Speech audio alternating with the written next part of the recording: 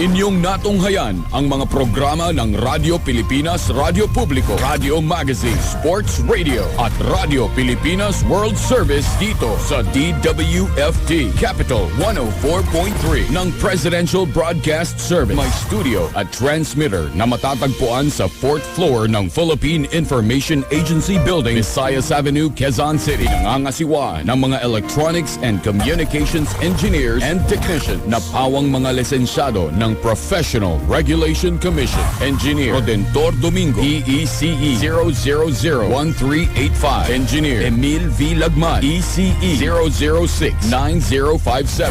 Engineer Frankine Evanger O. Pomo, ECE 0065998. Bright M. Lista, ECT 009765. At Norven G. Redome, ECT 0020831. DWFT Capital 104.3 will now be signing off. Maraming salamat sa inyong pagsubaybay. Muli tayong magkakasama bukas ng umaga para sa isa na namang araw na puno ng mahahalagang balita at makabuluhang impormasyon mula sa pinagsanib na puwersa ng mga programa ng Radyo Pilipinas, Radyo Publiko, Radio Magazine, Sports Radio at Radio Pilipinas World Service dito sa Capital 104.3. Ladies and gentlemen, the Philippine National Anthem. Kayang magiliw, kailas na sinanganan, alam ng puso, sa ligid mo'y buhay.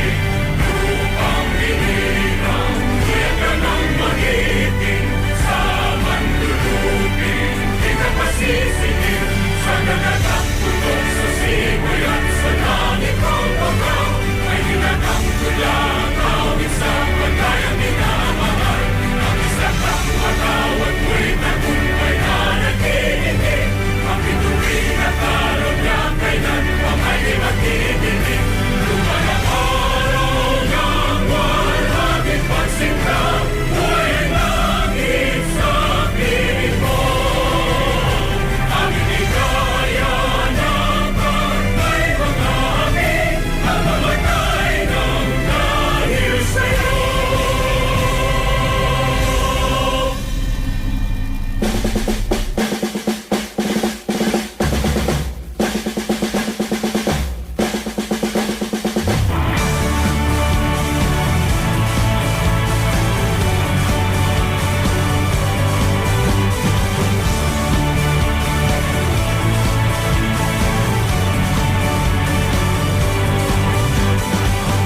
May bagong silang, may bago ng buhay, bagong bansa, bagong galaw, sa bagong lipunan.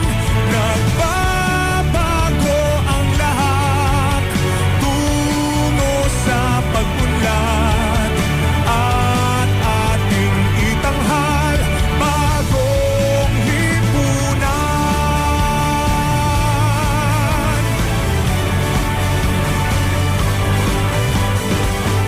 Ang gabi nagmaliw ng ganap, at lumipas na ang magdamag. Madaling araw ay nagdiriwang, may umagang namasdan. Ngumiti na ang pag-asa, sa umagang anong ganda.